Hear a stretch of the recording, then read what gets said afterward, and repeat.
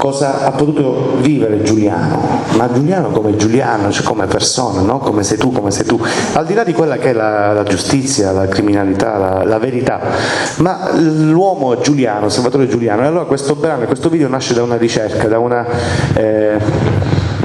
ricerca dei personaggi, dei testimoni,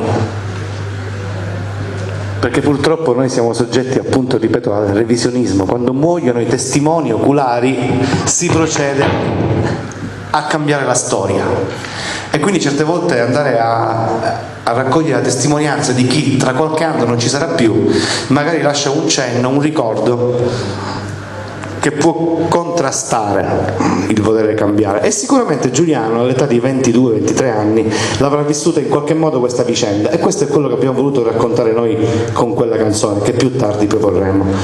Ma intanto,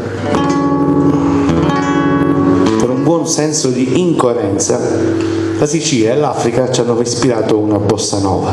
Pensate un po', che non c'entra praticamente niente.